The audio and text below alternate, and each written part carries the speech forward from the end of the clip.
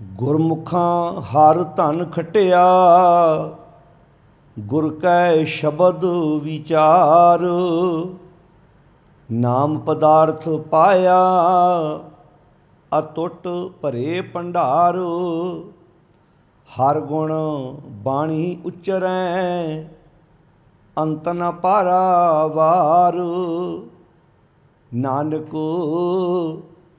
सब कारण करता करै, विखै सिरजनहार। हर गुण बाणी उच्चरै, अंत न पारावार। नानक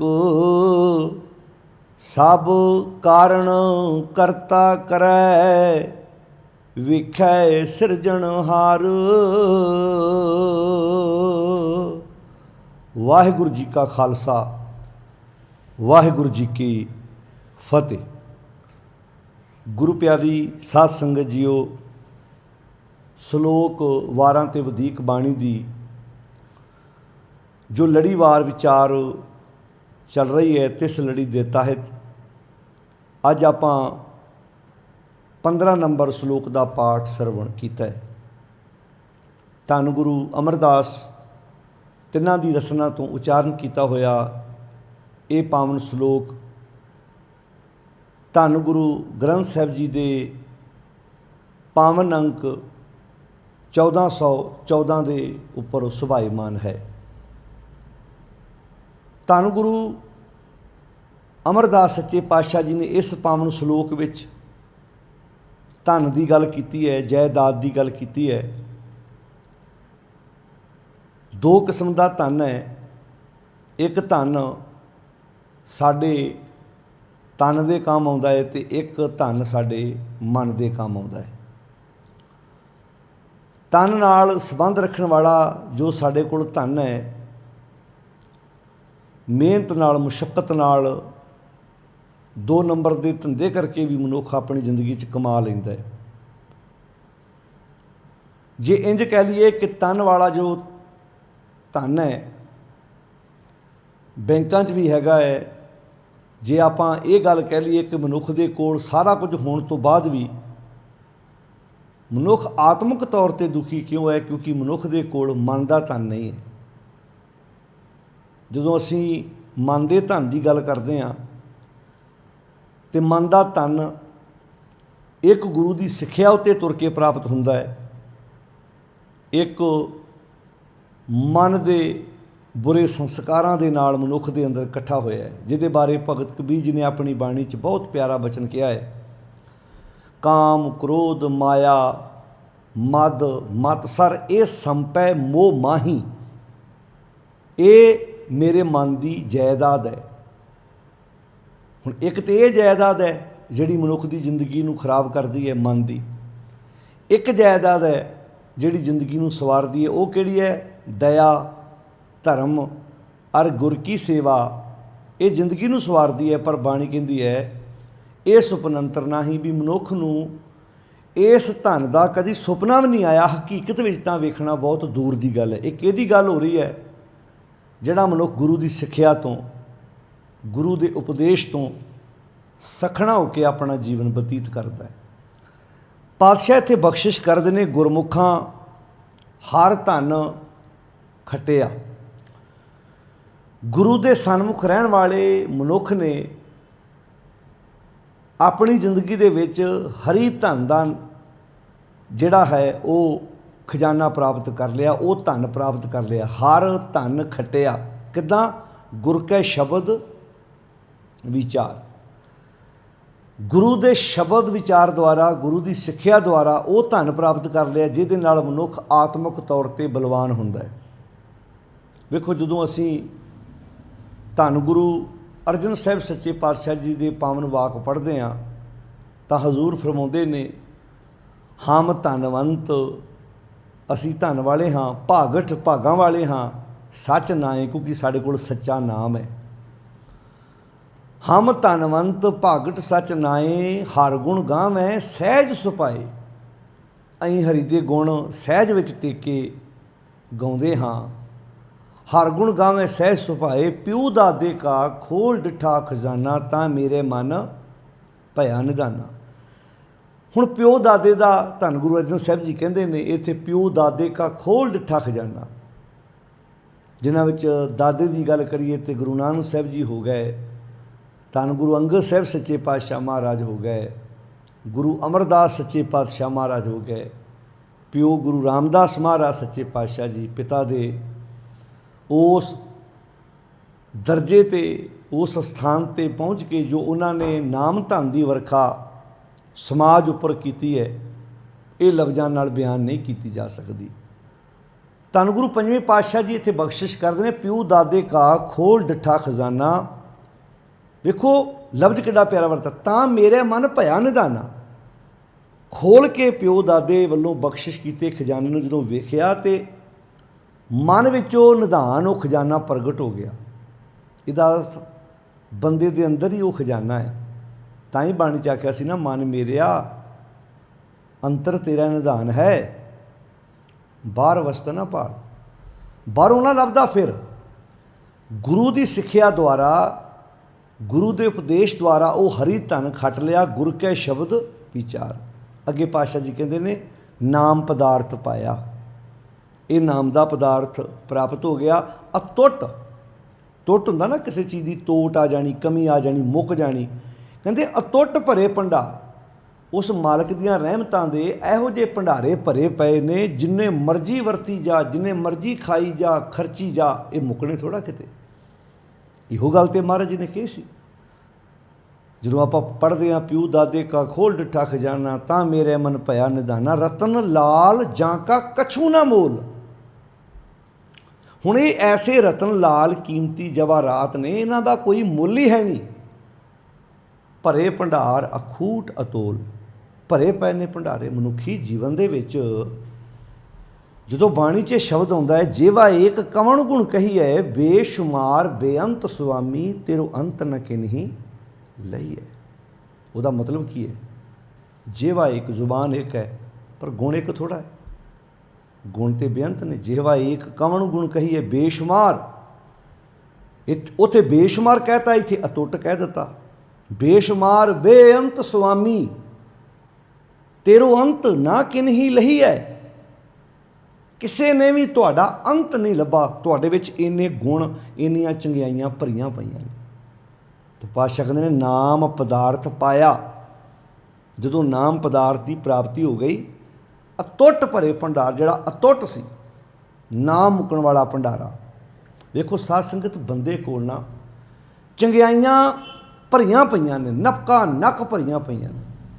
ਤਾਂ ਹੀ ਸਤਿਗੁਰ ਨੇ ਬਾਣੀ 'ਚ ਆਖਿਆ ਸੀ, ਭਾਈ ਉਹਦੇ ਗੁਣ ਗਾ, ਤੇਰੇ ਕਵਣ ਕਵਣ ਗੁਣ ਕਹਿ ਕਹਿ ਗਾਵਾਂ, ਤੂੰ ਸਾਹਿਬ ਗੁਣੀ ਨਿਧਾਨਾ, ਤੁਮਰੀ ਮਹਿਮਾ ਬਰਨ ਨ ਸਾਕੋਂ, ਤੂੰ ਠਾਕੁਰ ਊਚ ਭਗਵਾਨਾ।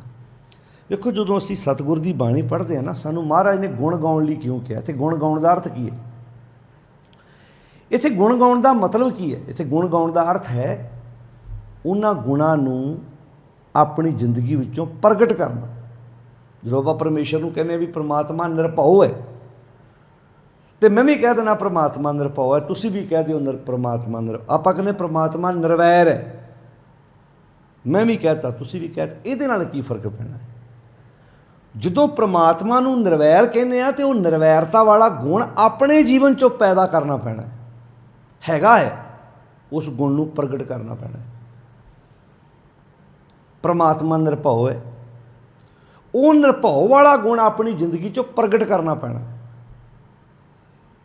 ਜਦੋਂ ਆਪਾਂ ਕਹਿੰਦੇ ਪ੍ਰਮਾਤਮਾ ਕਰਤਾ ਹੈ, ਸਭ ਕੁਝ ਬਣਾਉਣ ਵਾਲਾ ਹੈ, ਉਹ ਗੁਣ ਆਪਣੀ ਜ਼ਿੰਦਗੀ 'ਚੋਂ ਪ੍ਰਗਟ ਕਰ। ਤੇ ਬੰਦਾ ਵੀ ਕਰਤਾ ਹੈ। ਕਿੰਨੀਆਂ ਚੀਜ਼ਾਂ ਮਨੁੱਖ ਨੇ ਬਣਾਈਆਂ। ਹੁਣ ਜਦੋਂ ਆਪਾਂ ਵੇਖਦੇ ਹਾਂ, ਕਿੰਨੇ ਔਜ਼ਾਰ ਜਿਹੜੇ ਮਨੁੱਖ ਨੇ, ਗੱਡੀ ਹੈ, ਮੋਬਾਈਲ ਹੈ, ਕੈਮਰੇ ਨੇ, ਇਹ ਇਨਸਾਨ ਨੇ ਕਾਢ ਕੱਢੀ ਹੈ ਨਾ। ਤੇ ਇਨਸਾਨ ਉਹਦਾ ਕਰਤਾ ਹੋਇਆ। ਫਿਰ ਕਰਤੇ ਵਾਲਾ ਗੁਣ ਆਪਣੇ ਅੰਦਰ ਲੈ ਆਉਂਦਾ ਨਾ। ਇਹ ਰੱਬੀ ਗੁਣ ਮਨੁੱਖ ਨੇ ਆਪਣੀ ਜ਼ਿੰਦਗੀ 'ਚੋਂ, ਹਾਂ ਵੱਖਰੀ ਗੱਲ ਹੈ, ਅਸੀਂ ਪੁਰਖ ਨਹੀਂ ਹਾਂ, ਕਿਉਂਕਿ ਕਰਤੇ ਤੇ ਪੁਰਖ ਦਾ ਇਹ ਜਦੋਂ ਗੁਣ ਵੇਖਦੇ, ਪ੍ਰਮਾਤਮਾ ਬਣਾ ਕੇ ਉਹਦੇ ਵਿੱਚ ਬੈਠਾ ਹੈ। ਬਸ ਇੰਨਾ ਫਰਕ ਰਹਿ ਜਾਣਾ। ਮਨੁੱਖ ਨੇ ਜਿਹੜੀ ਚੀਜ਼ ਬਣਾਈ ਹੈ, ਮਨੁੱਖ ਨੂੰ ਨਹੀਂ ਪਤਾ ਮੇਰੇ ਹੱਥ ਦੀ ਬਣੀ ਹੋਈ ਚੀਜ਼ ਕਿਹੜੀ, ਕਿੱਥੇ, ਕਿਵੇਂ ਪਹੁੰਚ ਗਈ ਹੈ। ਪਰ ਪ੍ਰਮਾਤਮਾ ਜਿਹੜੀ ਵੀ ਵਸਤੂ ਬਣਾਉਂਦਾ ਉਹਦੇ ਅੰਦਰ ਆ ਬੈਠ ਜਾਂਦਾ, ਸਮਾਇਆ ਹੋਇਆ। ਇਸੇ ਕਰਕੇ ਤੇ ਉਹਨੂੰ ਕਹਿੰਦੇ ਨੇ ਪ੍ਰਮਾਤਮਾ ਸਰਬ ਵਿਆਪਕ ਹੈ। ਪਰ ਜਿਹੜੇ ਗੁਣਾਂ ਨੇ ਮੇਰੀ ਜ਼ਿੰਦਗੀ ਸਵਾਰਨੀ, ਉਹ ਇੱਕ ਇੱਕ ਗੁਣ, ਇੱਕ ਇੱਕ ਚੰਗਿਆਈ ਆਪਣੀ ਜ਼ਿੰਦਗੀ 'ਚੋਂ ਪ੍ਰਗਟ ਕਰਨੀ। ਤਾਂ ਹੀ ਬਾਣੀ 'ਚ ਆਖਦੇ ਨਾ ਜੈਸੋ ਸੇਵੈ ਤੈਸੋ ਹੋਵੈ। ਉਹਨੂੰ ਸੇਵਣ ਦਾ ਅਰਥ ਹੀ ਇਹ ਸੀ। ਕਾਸ਼ ਕਿਤੇ ਅਸੀਂ ਸਤਿਗੁਰ ਦੀ ਬਾਣੀ ਨੂੰ ਇੱਦਾਂ ਪੜ੍ਹਦੇ, ਸਮਝਦੇ, ਵਿਚਾਰਦੇ, ਅਸੀਂ ਦਿਆਂ ਦੀ ਪਰਿਕਰਮਾ ਨਾ ਕਰਦੇ, ਸਾਨੂੰ ਸਮਝ ਆ ਜਾਂਦੀ ਸਤਿਗੁਰੂ ਜੀ ਨੇ ਕਿੱਡੇ ਕੀਮਤੀ ਬਚਨ ਕੇ ਨਾਮ ਪਦਾਰਥ ਪਾਇਆ ਅਤੁੱਟ ਭਲੇ ਭੰਡਾਰ। ਅੱਗੇ ਕਹਤਾ ਹਰ ਗੁਣ ਬਾਣੀ ਉਚਰੈ। ਉਹ ਬਾਣੀ ਦੁਆਰਾ ਪ੍ਰਮਾਤਮਾ ਦੀ ਸਿਫਤ ਸਲਾਹ ਕਰਦੇ ਨੇ, ਉਚਰੈ ਗਾਉਂਦੇ ਨੇ, ਵਿਚਾਰਦੇ ਨੇ। ਅੰਤ ਨਾ ਪਾਰਾਵਾਰ। ਵੇਖੋ ਗੁਣ ਗਾਉਣੇ ਹੋਰ ਚੀਜ਼ ਹੈ ਅਤੇ ਅੰਤ ਪਾਉਣਾ ਹੋਰ ਚੀਜ਼ ਹੈ।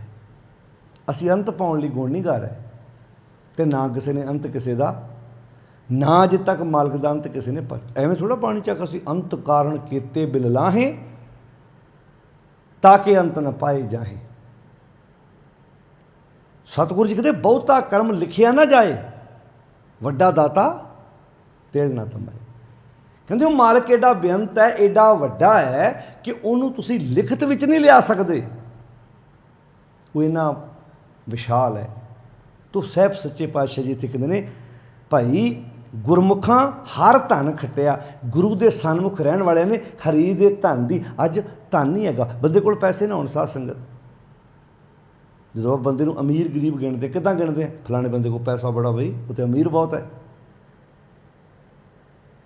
ਆਪਾਂ ਇੱਦਾਂ ਬੰਦੇ ਦੀ ਤੁਲਨਾ, ਬੰਦਾ ਕਿੱਦਾਂ ਦਾ ਹੈ, ਉਹਦਾ ਰੰਗ ਰੂਪ ਕਿੱਦਾਂ ਦਾ ਹੈ, ਅਸੀਂ ਪੈਸੇ ਨਾਲ ਉਹਦਾ ਤੁਲਨਾ ਕਰਦੇ ਨੇ ਵੀ ਕਿਆ ਬਾਤ ਹੈ ਜੀ। ਕਈ ਬੰਦੇ ਤੁਸੀਂ ਵੇਖੇ ਹੋਣਗੇ ਪੈਸਾ ਬਹੁਤ ਹੈ ਉਹਨਾਂ ਕੋਲ, ਪਰ ਰੰਗ ਰੂਪ ਸ਼ਕਲ ਨਹੀਂ ਹੁੰਦੀ ਉਹਨਾਂ ਦੀ, ਪਰ ਪੈਸੇ ਕਰਕੇ ਉਹ ਦੁਨੀਆ 'ਚ ਆਪਣਾ ਜਵਾ ਬਣਾ ਕੇ ਬੈਠ ਜਾਂਦੇ ਨੇ। ਅਤੇ ਆਪਾਂ ਕਹਿੰਦੇ ਫਲਾਣੇ ਕੋਲ ਪੈਸਾ ਨਹੀਂ, ਫਲਾਣਾ ਗਰੀਬ ਹੈ, ਫਲਾਣੇ ਕੋਲ ਪੈਸਾ ਬੜਾ ਅਮੀਰ ਹੈ। ਹੁਣ ਇੱਥੇ ਵੀ ਸ਼ਬਦ ਵਰਤਿਆ, ਕਹਿੰਦੇ ਕਿ ਹੁਣ ਇੱਦਾਂ ਹੀ ਜਿਨ੍ਹਾਂ ਕੋਲ ਹਰੀ ਦਾ ਧਨ ਨਹੀਂ ਹੈਗਾ, ਫਿਰ ਉਹ ਵੀ ਗਰੀਬ ਹੋਏ ਕਿ ਨਾ ਹੋਏ, ਉਹ ਆਤਮਿਕ ਤੌਰ 'ਤੇ ਗਰੀਬ ਨੇ। ਹੋ ਸਕਦਾ ਜਿਹਦੇ ਕੋਲ ਬਾਹਰਲੀ ਕਰੰਸੀ ਨਹੀਂ ਹੈਗੀ, ਆ ਬਾਹਰਲੇ ਡਾਲਰ ਪਾਉਂਡ ਘੱਟ ਨੇ, ਉਹਦਾ ਹਰੀ ਦਾ ਧਨ ਉਹਦੇ ਕੋਲ ਜ਼ਿਆਦਾ ਹੋਵੇ। ਹੁਣ ਜਦੋਂ ਅਸੀਂ ਭਗਤ ਕਬੀਰ ਜੀ, ਭਗਤ ਨਾਮਦੇਵ ਜੀ, ਉਹਨਾਂ ਭਗਤ ਸਾਹਿਬਾਨਾਂ ਦੀ ਗੱਲ ਕਰਦੇ ਹਾਂ, ਬਾਹਰੀ ਤੌਰ 'ਤੇ ਉਹ ਮਰੇ ਹੋਏ ਪਸ਼ੂਆਂ ਦੀ ਖੱਲ ਉਤਾਰਦੇ ਨੇ, ਪਰ ਹਰੀ ਦੇ ਧਨ ਦਾ ਉਹਨਾਂ ਦੇ ਕੋਲ ਬੜਾ ਵੱਡਾ ਸਰਮਾਇਆ ਹੈ। ਭਗਤ ਕਬੀਰ ਜੀ ਕੋਲ ਬਾਹਰੀ ਤੌਰ 'ਤੇ ਭਾਵੇਂ ਉਹ ਆਮ ਹੀ ਕੰਮ ਕਰਦੇ ਨੇ, ਪਰ ਦੇਵੀ ਗੁਣਾਂ ਦਾ ਸਰਮਾਇਆ ਉਹਨਾਂ ਦੇ ਕੋਲ ਵੱਡਾ ਹੈ। ਇਸੇ ਕਰਕੇ ਤਾਂ ਗੁਰੂ ਅਰਜਨ ਸਾਹਿਬ ਨੂੰ ਕਹਿਣਾ ਪਿਆ ਗੋਬਿੰਦ ਗੋਬਿੰਦ ਗੋਬਿੰਦ ਸੰਗ ਨਾਮਦੇਵ ਮਨ ਲੀਣਾ। ਨਾਮਦੇਵ ਦਾ ਮਨ ਲੀਨ ਹੋ ਗਿਆ। ਆੜ ਦਮ ਕੋ ਸ਼ੀਪਰੋ। ਦੁਨੀਆ ਕਹਿੰਦੀ ਸੀ ਨਾ ਅੱਧੀ ਕੌਡੀ ਦਾ ਇਹਦੇ ਕੋਲ ਕੀ ਹੈ, ਪਰ ਹੋਏ ਉਹ ਲੱਖੀਣਾ, ਲੱਖਾਂ ਦਾ ਹੋ ਗਿਆ। ਬੁਣਨਾ ਤਨਣਾ ਤਿਆਗ ਕੇ ਪ੍ਰੀਤ ਚਰਨ ਕਬੀਰਾ। ਹੁਣ ਉੱਥੇ ਬੁਣਨਾ ਤਨਣਾ ਤਿਆਗਣ ਦਾ ਅਰਥ ਕੰਮ ਛੱਡ ਦਿੱਤਾ ਭਗਤ ਕਬੀਰ ਜੀ ਨੇ। ਬਾਣੀ ਕੰਮ ਛੱਡਣ ਵਾਲੇ ਨੂੰ ਚੰਗਾ ਕਹਿੰਦੀ ਭਲਾ? ਬਾਣੀ ਤੇ ਹੱਥ ਪਾਉ ਕਰ ਕਾਮ ਸਭ ਚੀਤ ਨਿਰੰਜਨ ਨਾਲ ਦੀ ਗੱਲ ਕਰਦੀ ਹੈ। ਇੱਥੇ ਬੁਣਨਾ ਤਨਣਾ ਵਕਾਰਾਂ ਦਾ ਬੁਣਨਾ ਤਨਣਾ। ਮਨ ਵੀ ਤੇ ਤਾਣਾ ਤਣਦਾ ਹੈ ਕਿ ਨਹੀਂ ਤਣਦਾ? ਮਾਇਆ ਜਲ ਪਸਾਰਿਆ ਭੀਤਰ ਚੋਗ ਬਣਾਏ, ਤ੍ਰਿਸ਼ਨਾ ਪੰਖੀ ਫਾਸਿਆ ਨਿਕਸ ਨਾ ਪਾਏ ਮਾਏ। ਭਗਤ ਕਬੀਰ ਜੀ ਨੇ ਕਿਹੜਾ ਤਣਨਾ ਬੁਣਨਾ? ਤਣਨਾ ਬੁਣਨਾ ਸਭ ਤਜੇ ਹੋ ਕਬੀਰ, ਹਰ ਕਾ ਨੇਮ ਲਿਖ ਲਿਓ ਸਰੀਰ। ਮਨ ਨੇ ਵਕਾਰਾਂ ਦਾ ਤਾਣਾ ਬੁਣਨਾ ਛੱਡ ਦਿੱਤਾ ਅਤੇ ਹਰੀ ਦਾ ਨਾਮ ਆਪਣੇ ਮਨ ਦੇ ਉੱਤੇ ਲਿਖ ਲਿਆ, ਇਹ ਤਨ ਇਕੱਠਾ ਕਰ ਲਿਆ। ਗੋਬਿੰਦ ਗੋਬਿੰਦ ਗੋਬਿੰਦ ਸੰਗ ਨਾਮਦੇਵ ਮਨ ਲੀਣਾ। ਆੜ ਦਮ ਕੋ ਸ਼ੀਪਰੋ ਹੋਇਓ ਲਾਖੀਣਾ।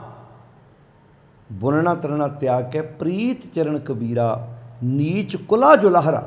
ਦੁਨਿਆਵੀ ਲੋਕਾਂ ਦੇ ਮੁਤਾਬਕ ਤੇ ਨੀਵੀਂ ਜਾਤ ਸੀ ਨਾ, ਪਰ ਭਇਓ ਗੁਣੀ ਗਹੀਰਾ। ਗੁਰਮੁਖਾਂ ਹਰ ਧਨ ਖਟਿਆ, ਗੁਰ ਕੈ ਸ਼ਬਦ ਵਿਚਾਰ।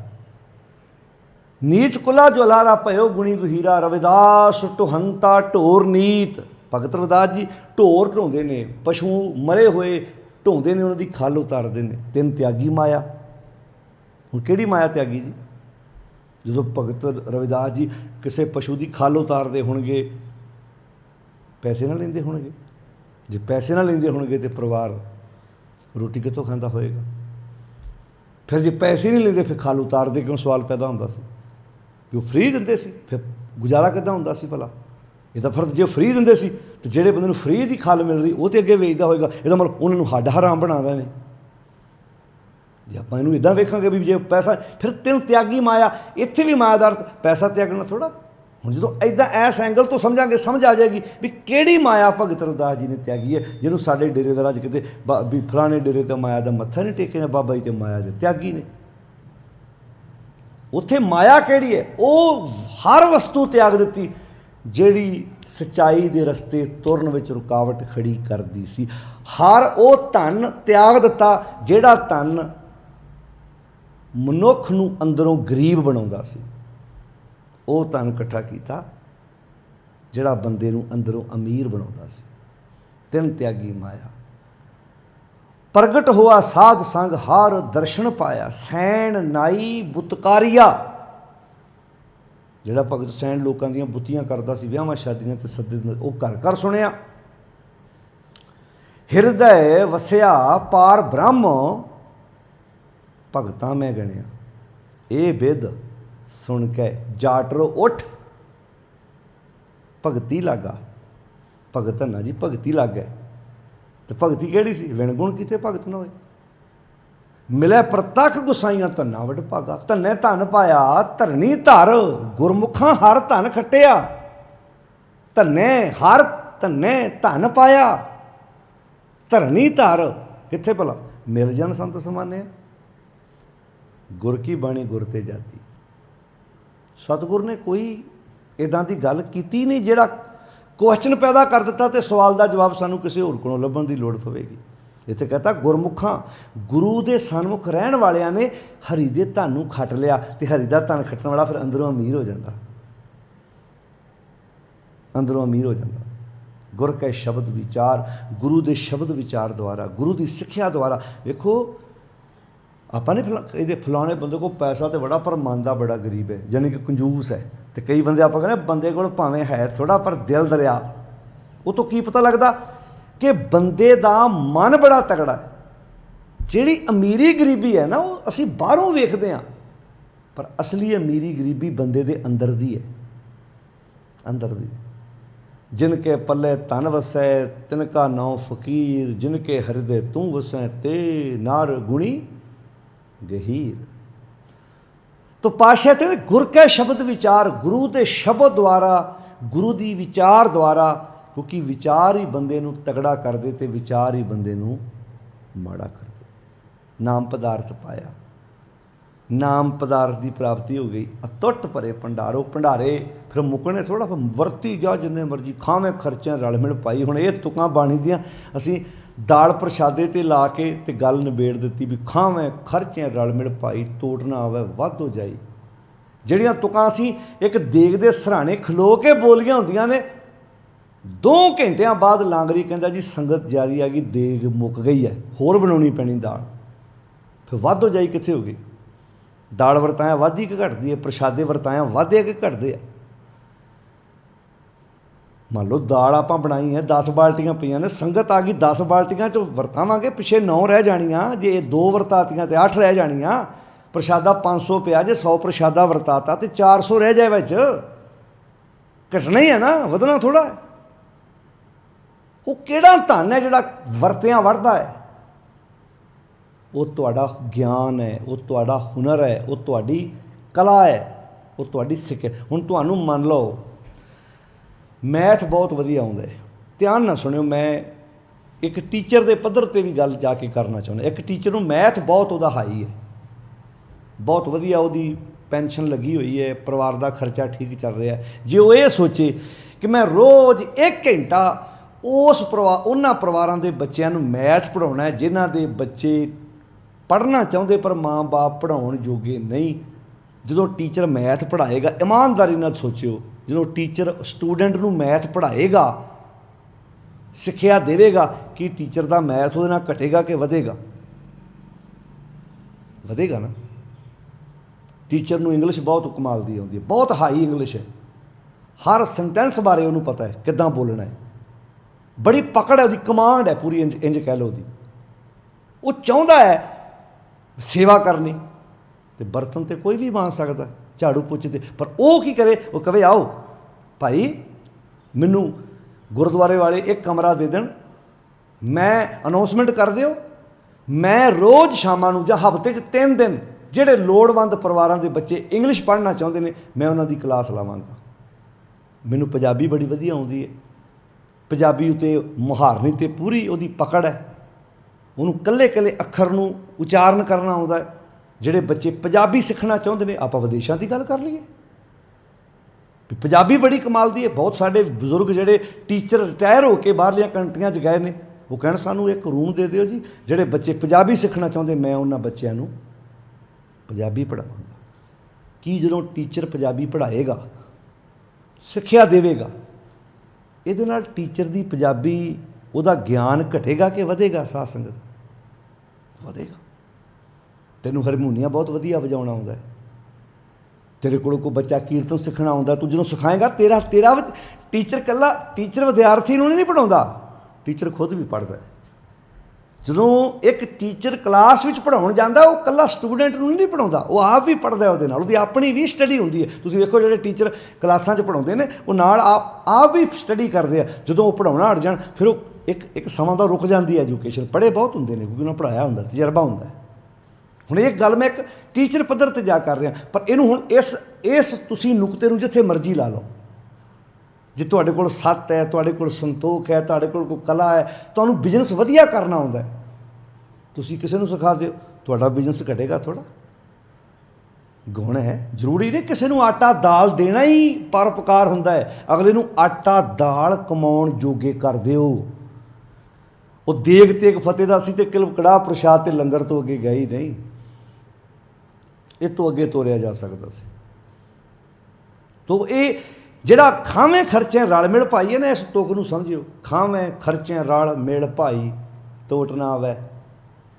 ਆਓ ਮੈਨੂੰ ਮੈਥ ਆਉਂਦਾ, ਮੈਨੂੰ ਇੰਗਲਿਸ਼ ਆਉਂਦੀ ਹੈ, ਮੈਨੂੰ ਗੁਰਮੁਖੀ ਆਉਂਦੀ ਹੈ, ਮੈਨੂੰ ਪੰਜਾਬੀ ਆਉਂਦੀ ਹੈ, ਮੈਨੂੰ ਆਹ ਗੁਣ ਹੈ, ਆਓ ਆਪਾਂ ਰਲ ਮਿਲ ਕੇ, ਮੈਨੂੰ ਆਹ ਚੰਗੀਆਂ ਗੱਲਾਂ ਦਾ ਪਤਾ, ਆਓ ਆਪਾਂ ਰਲ ਮਿਲ ਕੇ ਸਿੱਖੀਏ ਤੇ ਤੋਟ ਨਾ ਆਵੇ, ਵੱਧ ਜਾਈ। ਇਹ ਵੱਧ ਹੀ ਜਾਣੀ ਹੈ। ਇਹੋ ਹੀ ਅਤੁੱਟ ਭਰੇ ਭੰਡਾਰ ਆ, ਮੁੱਕਣੇ ਨਹੀਂ। ਬੜੇ ਇਹ ਭੰਡਾਰੇ ਮੁੱਕਣੇ ਬੰਦੇ ਕੋਲ ਕਿਤੇ।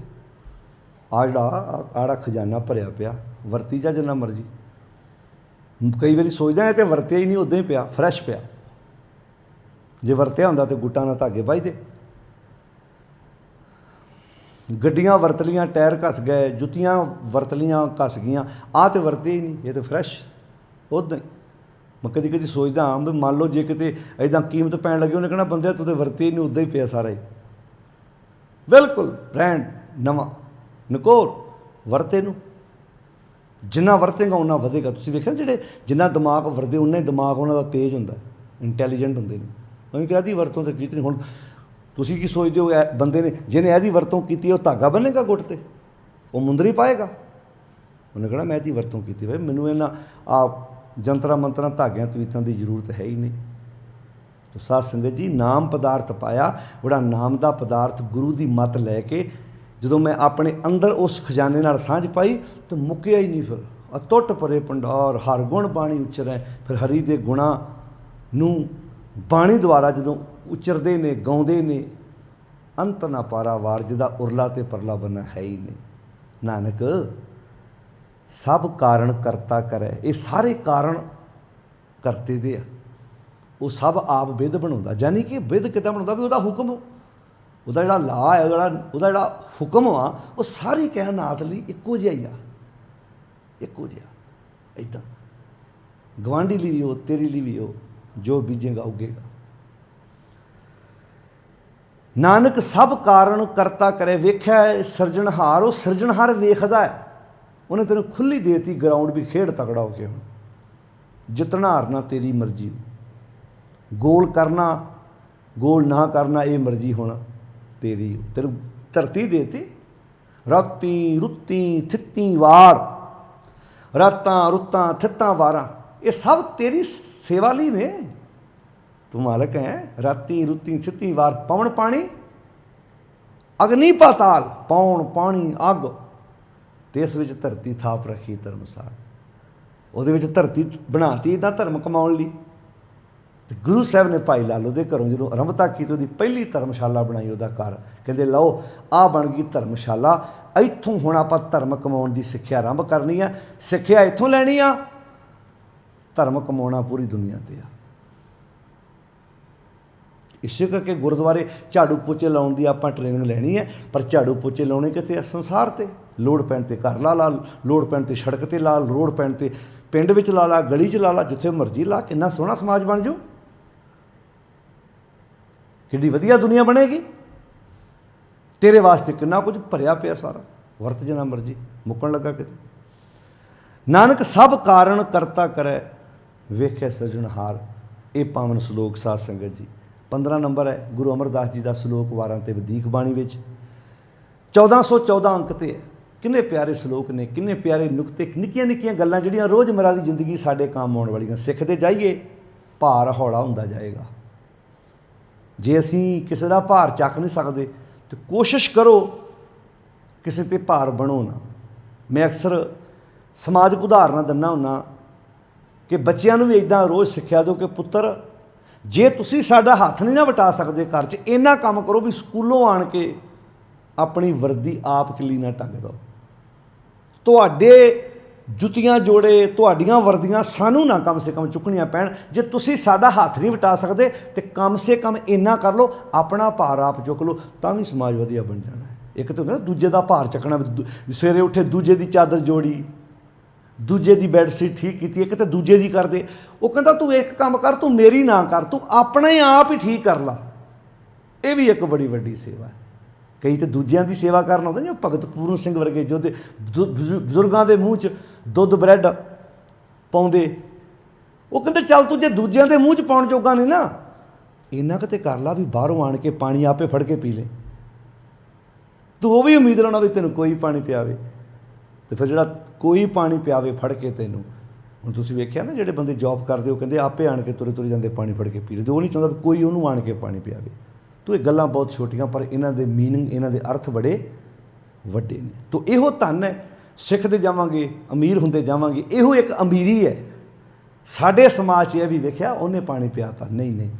ਕਦੀ ਕਦੀ ਆਪਣੇ ਆਪਸ ਵਿੱਚ ਨਾ, ਆਪਣੇ ਦਫ਼ਤਰ ਦੇ ਵਿੱਚ ਜਿੱਥੇ ਤੁਸੀਂ ਬੈਠੇ ਸੁਣ ਰਹੇ ਹੋ ਜੇ ਧਿਆਨ ਨਾਲ, ਤੁਹਾਡਾ ਪੀਐਨ ਤੁਹਾਨੂੰ ਆਣ ਕੇ ਪਾਣੀ ਪਿਆਉਂਦਾ, ਕਦੀ ਕਦੀ ਉਹਨੂੰ ਵੀ ਗਲਾਸ ਫੜ ਕੇ ਪਿਆ ਕੇ ਵੇਖੋ, ਨਜ਼ਾਰਾ ਹੀ ਆ ਜਾਏਗਾ। ਕਰੀ ਉਹਨੂੰ ਵੀ ਲੱਗੇ ਵੀ ਅੱਜ ਮੈਨੂੰ ਵੀ ਅੱਜ ਬਰਾਬਰ ਹੋ ਗਏ। ਅਸੀਂ ਬੜੇ ਵੱਡੇ ਆਫਿਸਾਂ 'ਚ ਵੇਖੇ ਨਾ, ਪੀਐਨ ਭੱਜ ਕੇ ਗਲਾਸ ਪਾਣੀ ਦਾ ਲੈ ਕੇ ਆਉਂਦਾ। ਆਪਾਂ ਨੂੰ ਇਹ ਲੱਗਦਾ ਵੀ ਇਹਦਾ ਹੀ ਕੰਮ ਹੈ ਪਾਣੀ ਪਿਆਉਣਾ। ਮੇਰਾ ਤਾਂ ਛਬੀਲ 'ਤੇ ਪਿਆਵਾਂਗਾ, ਮੈਂ ਤਾਂ ਜਦੋਂ ਛਬੀਲ ਲੱਗੀ ਹੋਏਗੀ ਮੈਂ ਦੂਜੇ ਨੂੰ ਫੜ ਕੇ ਪਿਆਵਾਂਗਾ। ਕਦੀ ਇੱਦਾਂ ਕਹਿ ਹਾਂ ਅੱਜ ਵਿਆਸ ਲੱਗਦਾ ਤੂੰ ਅਪਸੈਟ ਹੈ, ਸਿਰ ਦਰਦ ਹੈ, ਆ ਲੈ ਆ ਪਾਣੀ ਦਾ ਗਲਾਸ ਲੈ, ਆਪਣੇ ਇੱਥੇ ਪਾਣੀ ਭਰ ਕੇ ਦੇਖ, ਸਵਾਦ ਜਿਹਾ ਨੇ ਆਊ ਇੱਕ ਵਾਰੀ। ਪਰ ਕਈ ਵਾਰੀ ਕਿੱਲਾ ਹੁੰਦਾ ਨਾ ਇੱਥੇ ਈਗੋ ਦਾ, ਹੰਕਾਰ ਦਾ ਕਿੱਲਾ, ਉਹ ਬੰਦੇ ਨੂੰ ਝੁਕਣਾ ਨਹੀਂ ਦਿੰਦਾ। ਸਵਾਦ ਆਏਗਾ ਜ਼ਿੰਦਗੀ ਜਿਉਣ ਦਾ ਜੇ ਇੱਦਾਂ ਸ਼ੁਰੂ ਕਰੀਏ। ਆ ਕਈ ਬਾਬੇ ਤੁਸੀਂ ਵੇਖਿਆ ਖੇਖਣ ਕਿੱਦਾਂ ਕਰਦੇ, ਆਪ ਬੈਠੇ ਹੋਣਗੇ ਲਾ ਕੇ ਸੇਵਾਦਾਰ ਨੂੰ ਖਿਲਾ ਰਿਹਾ ਹੋਊਗਾ। ਕਦੀ ਕਹੇ ਹਾਂ ਜਿਹੜੀ ਕੁਰਸੀ 'ਤੇ ਮੈਂ ਬੈਠਾ ਤੂੰ ਵੀ ਉੱਤੇ ਬਹਿ ਜਾ। ਇਹਦਾ ਸੋਫੇ 'ਤੇ ਚਿੱਟੀ ਚਾਦਰ ਵਿਛਾਉਣਗੇ। ਖੇਖਣ ਕਿਉਂ ਕਰਦੇ ਤੁਸੀਂ? ਕਿਉਂ ਦਾਅਵਾ ਕਰਦੇ ਜੇ ਅਸੀਂ ਗੁਰੂ ਨਾਨਕ ਸਾਹਿਬ ਦੇ ਲੰਬਰਦਾਰ ਹਾਂ? ਗੁਰੂ ਨਾਨਕ ਸਾਹਿਬ ਇੱਦਾਂ ਦੇ ਨਾਟਕ ਤੇ ਕਦੀ ਨਹੀਂ ਕਰਦੇ ਹੋਣਗੇ ਕਿ ਭਾਈ ਮਰਦਾਨਾ ਨੂੰ ਕਹਿੰਦੇ ਹੋਣਗੇ ਤੂੰ ਥੱਲੇ ਬਹਿ ਜਾ, ਮੈਂ ਸੋਫੇ ਦੇ ਉੱਤੇ ਬਹਿ ਜਾ। ਇੱਦਾਂ ਦਾ ਕੰਮ ਤੇ ਗੁਰੂ ਨਾਨਕ ਸਾਹਿਬ ਨੇ ਕਦੇ ਵੀ ਨਹੀਂ ਕੀਤਾ ਹੋਣਾ। ਗੁਰੂ ਨਾਨਕ ਸਾਹਿਬ ਦੇ ਲੰਬਰਦਾਰ ਰਖਾਉਣ ਵਾਲੇ ਬੈੱਡ ਸੀਟਾਂ 'ਤੇ ਜਦੋਂ ਸੋਫਿਆਂ 'ਤੇ ਬਹਿੰਦੇ ਆ, ਚਾਦਰਾਂ ਵੱਖਰੀਆਂ ਵਿਛਦੀਆਂ ਅਤੇ ਲਾਗੇ ਐਂ ਦਰਵਾਨ ਸੇਵਾਦਾਰ ਜਿਨ੍ਹਾਂ ਨਾਲ ਰੋਜ਼ ਰੋਟੀਆਂ ਖਾਣ ਦਾ ਨਾਟਕ ਕਰਦੇ ਆ, ਉਹ ਇੱਦਾਂ ਖਿਲਾਰੇ ਹੋਏ ਨੇ। ਆਖਿਆ ਮਜਾਲ ਕਿਤੇ ਉਹ ਬਾਬਾ ਜੀ ਦੇ ਬਰਾਬਰ ਬਹਿ ਜਾਣ। ਬਾਬਾ ਜੀ ਦੇ ਬਰਾਬਰ ਬਹਿ ਕੇ ਤਾਂ ਫਿਰ ਆਮ ਲੋਕਾਂ 'ਤੇ ਪ੍ਰਭਾਵ ਨਹੀਂ ਪੈਣਾ। ਤਾਂ ਖੈਰ ਸਾਧ ਸੰਗਤ ਜੀ, ਗੁਰਮਤਿ ਸਾਨੂੰ ਜੋ ਸਿਖਾਉਂਦੀ ਹੈ, ਇਹਨਾਂ ਗੁਣਾਂ ਨੂੰ ਆਪਣੀ ਜ਼ਿੰਦਗੀ 'ਚ ਪ੍ਰਗਟ ਕਰੋ। ਇਹੋ ਨਾਮ ਧਨ ਹੈ ਜਿਹੜਾ ਬੰਦੇ ਨੂੰ ਅੰਦਰੋਂ ਅਮੀਰ ਕਰਦਾ ਹੈ। ਸਾਰਿਆਂ ਦਾ ਧੰਨਵਾਦ। 15 ਨੰਬਰ ਸਲੋਕ ਜਿਸ ਦੀ ਆਪਾਂ ਵਿਚਾਰ ਸਾਂਝੀ ਕੀਤੀ ਹੈ। ਅਦਬ ਸਤਿਕਾਰ ਨਾਲ ਸਾਰੀ ਸੰਗਤ ਫਤਿਹ ਬੁਲਾਓ। ਬਹੁਤ ਪਿਆਰ ਨਾਲ ਆਖੋ ਜੀ ਵਾਹਿਗੁਰੂ ਜੀ ਕਾ ਖਾਲਸਾ, ਵਾਹਿਗੁਰੂ ਜੀ ਕੀ ਫਤਿਹ।